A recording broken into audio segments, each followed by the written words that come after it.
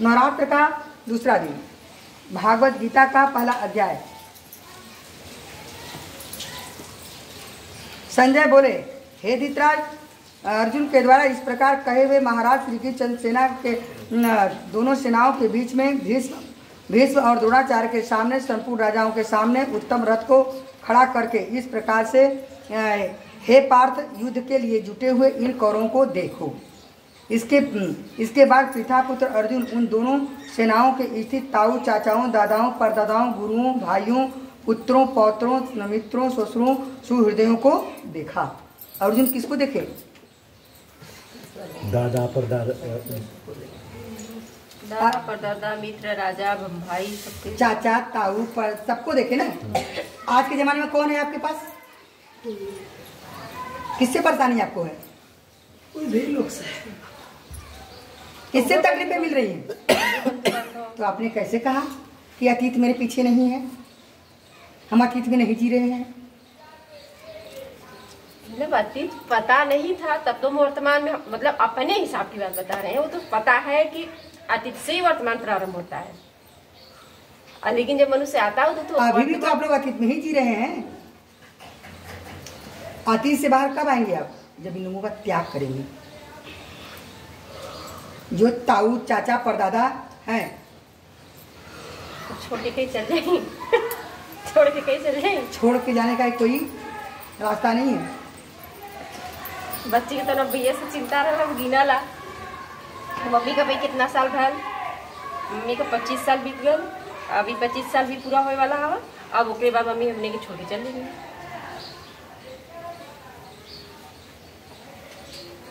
50 साल के बाद अतीत होता है, वो बदलना पड़ता है। इसलिए भगवान पहले बोले हैं कि मेरा जन्म और कर्म दोनों दिव्य और अलौकिक होता है। इसी कारण से कि हर काम उनकर अलग ही रही, हर युग से। उन उपस्थित संपूर्ण बंधुओं को देख करके कुंती पुत्र अर्जुन अत्यंत करुणा से युक्त होकर शोक करते हुए वचन बोले, हे पार्थ। अर्जुन बोले कि हे कृष्ण, तू युद्ध क्षेत्र में डटे हुए युद्ध के अभिलाषी ये स्वजन समुदायों को देखकर मेरे अंग स्थिर से हुए जा रहे हैं और मुख सुखा जा रहा है, मेरे शरीर से कंपन हो रहा है, रोमांसा हो रहा है। यही चीज़ें आपके पास आपके शरीर के अंदर हो रही है, घर के परिवारों को देख करके। ठीक समझ रही हैं आप भागवत गीता अगर पढ़ती हैं तो स्वयं देखा करें। देख के आए पढ़ के आए, महसूस करके भी आए। हाँ होता है, अब विनती भी करके आए। वो बात करें, विनती भी कर रहे हैं तो हो रहा है ना। तो करें कि सभी बंधाओं को देख करके अर्जुन के साथ करके हो रहा है। तो उस समय अर्जुन के साथ हो रहा है, इसमें आपके साथ हो रहा है। तो वो स्वरली है कि अगर आप धर्म के साथ नहीं हैं, अधर्म के साथ है, कुछ काम कर रही हैं, तो अगली बार जो है कि वही अधर्म आपको जो है कि प्राप्त करेगा, परेशान करेगा। वही अधर्म जिस अधर्म के साथ आप है। यही तो कंफ्यूजन फिर होता है ना कि धर्म क्या और धर्म क्या। पांडव धर्म थे, वो तो नहीं सुनिए पहले, अधर्म थे। तो आप अधर्म के साथ थी ना, ठीक ना? अधर्म के साथ थी ना, तो आपने अधर्म का साथ दिया।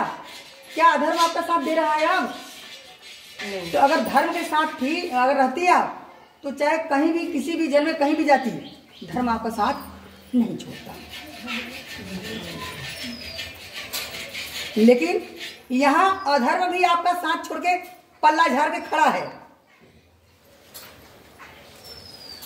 अधर्म भी आपका साथ छोड़ दिया, पल्ला झाड़ लिया।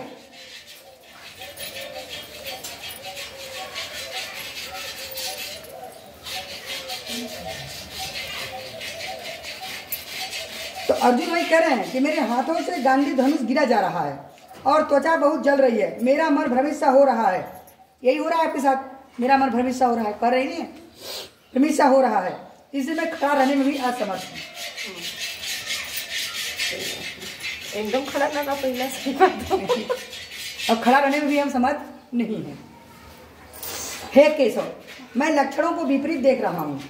और युद्ध में स्वजन समुदायों को मारकर कल्याण भी नहीं देख रहा हूँ। कथन लक्षणों को विपरीत देख रहा हूँ कि मैं युद्ध नहीं करूंगा तो हिस्सा भी नहीं मिलेगा। ठीक, आई भी देख रहा हूँ कि अगर मैं युद्ध करूंगा तो अपने लोगों के मारा। वही चीज तो मतलब युद्ध चला ला डेली ना, कि वही सब है ना कि मन में कभी आता है कि भाई अपनी बात रखे बोले, ठीक है फिर बोला जाए नहीं सबके रहेगा, वही से वही मान लिप्त रहेगा जाएगा।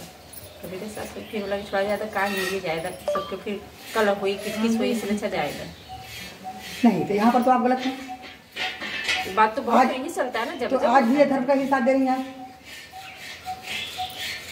क्यों नहीं बोलेंगी आप? धर्म के लिए आपको बोलना ही पड़ेगा। आप यहाँ पर अधर्म कर रही हैं, कोई बात तो आपको बोलनी पड़ेगी। बस यहाँ पर मौन क्यों है कि आपके पति नहीं बोलते? हाँ ये थोड़ी जन है कि मतलब कि वही होता है कि ये बोलती है वो नहीं बोलता, बस इनको समाज का डर है। ये बोलेंगे तो इनके पति नहीं बोल रहे हैं, तो अगेंस्ट सब बोलेगा कि इनके पति नहीं बोल रही हैं, आके बोल रही हैं। पहले दीदी नहीं रह, पहले गौरी गणेश की पूजा हो जाती रही विद्या उन्हें बचपन में, तो सब काम होए लगे। अब फिर 1.25 महीना बाद जा नहा काबा कथा सुना, तब आप किसी नहाए वाला ही रीति बहुत से साड़ी छोड़ दे धुआ कर दे, ये सब तो पहले नहीं देखे कि बउहा बल्कि लोग सरसर भर पहिरे।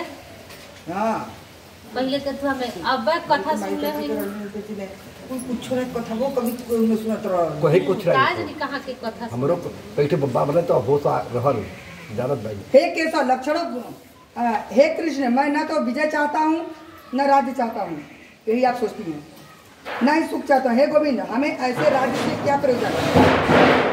अथवा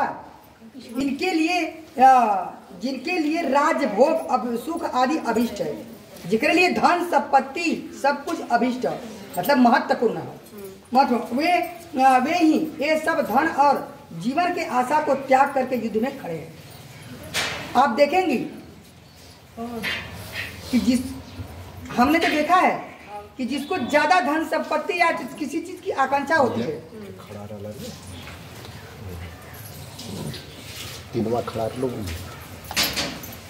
लोग अपने जीवन के आशा को क्या ये जानते हैं कि ये धन संपत्ति हम जुटा रहे हैं तो हमको मिलेगा, प्राप्त होगा?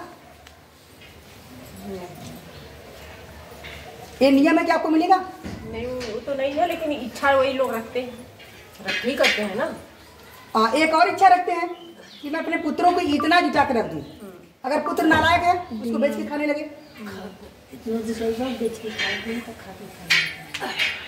तब क्या करेंगे आप? अरे कर ही रहे हैं, बहुत से देख ही रहे हैं। इस समय तो बहुत ज्यादा ही हो रहा है कि बहुत ज्यादा हो रहा है, देख रहे हैं इस समय इतना जमीन बेच के खा रहे हैं, सब में हम क्या बताएं। तो ये सब क्या है? तो इसीलिए कहा गया है कि इस जो चल रहा है वर्तमान में, जो चल रहा है, आप भक्ति करिए भगवान की, कर्म करते हुए सबसे ज्यादा प्रभु पर ध्यान रखिए, कर्म से पीछे भी मत हटिए। ऐसी का और उसी प्रकार से दादे मामे ससुर पौत्र साले सभी संबंधी लोग हैं, सभी समय आज भी वही लोग हैं। हे मधुसूदन, मुझे मारने पर भी अथवा तीनों लोग, मतलब इन लोगों के मार के हम तीनों लोग दे देगा तब वो हम नहीं मारेंगे इन लोगों को। इन सबको मारना तो नहीं चाहता हूँ, फिर तो पृथ्वी के लिए का कथन तू तीनों लोग देगा तब वो न मारा, और पृथ्वी के लिए तू कहता मारा बदे। हे जनार्दन, धृतराष्ट्र के पुत्रों को मारकर हमें क्या प्रसन्नता होगी? ये आतताइयों को मारकर हमें पाप ही लगेगा। आप यही विचार करती हैं, इन पापियों से अथवा करके हम क्या फायदा? हम आप ये विचार करती हैं, लेकिन आपका विचार गलत है। यहाँ पर एक हे माधव, अपने ही बांधवों के धृतराष्ट्र पुत्रों को मारकर मारने के लिए हम योग्य नहीं हैं, क्योंकि अपने कुटुंबियों को मारकर हमें क्या सुख मिल सकता है? अपने कुटुंबियों को मारकर हमें क्या सुख मिल सकता है? यद्यपि लोभ भ्रष्ट चित्त हुए लोग कुल के नाश उत्पन्न दोष और मित्रों को विरोध करने में पाप को नहीं देखते, तो हे जनार्दन, कुल के नाश के उत्पन्न दोष को जानने वाले हम लोग इस पाप से हटने के लिए क्यों विचार नहीं करते। कहा ना कि इन पापियों जो ये लोग कर रहे हैं, लेकिन हम लोग तो जान कर विचार क्यों नहीं कर रहे हैं इस पाप से हटने के लिए। हम लोगों को तो विचार करना चाहिए। तो जो आप हटने के लिए विचार करते हैं, लेकिन अगले अध्याय में भागवत गीता में भगवान कृष्ण ने दूसरे अध्याय में क्या कहा, उन्होंने बताया ना कि धर्म के लिए अगर आप अधर्म सह रही हैं तो जान लीजिए कल भी ऐसा कर रही थी, आज भी ऐसा कर रही है। कुल के नाश, भगवान अर्जुन कह रहे हैं कि कुल के नाश से सनातन कुल धर्म नष्ट हो जाते हैं और धर्म के नाश हो जाने पर संपूर्ण कुल में पाप ही फैल जाता है। पूरे कुल में हे कृष्ण पाप के अधिक बढ़ जाने के कारण कुल घाती स्त्रियां अत्यंत दूषित हो जाती हैं और हे वासुदेव स्त्रियों के दूषित हो जाने पर वर्ण संकर उत्पन्न होते हैं। वर्ण संकर का मतलब होता है कि उनका कर्म ही अलग हो जाएगा, उनका स्वभाव ही अलग हो जाएगा। वर्ण माने कर्म। अब जैसे वो पंडित है तो बनिया का काम करेगा, अपना वर्ण ही बदल देगा। इस वर्तमान में तो सब वही है ना, अपने अपने वर्ग में कोई काम करता है, वही कह तो रहे हैं। तो ये बात तो शास्त्र में है, ये तो बताए ना कि धरती पर अपने से बनाए हुए हैं लोग जाति। जिसने जो काम किया है वो एक जाति बना दिए, जिसने जो काम किया वही लोग उसको जाति बना दिए। तो वर्ण तो 4 ही बने हैं ना, ब्राह्मण क्षत्रिय वैश्य और शूद्र, बस बाकी कुछ नहीं है। वर्ण संकर से कुल घातियों को कुल को नरक में ले जाने वाले हैं के लिए होते हैं और कुल लुप्त पिंड और जल की कीड़ा वाले अर्थात श्राद्ध और तर्पण वंचित इससे पितर लोक में अधोगति को प्राप्त होते हैं।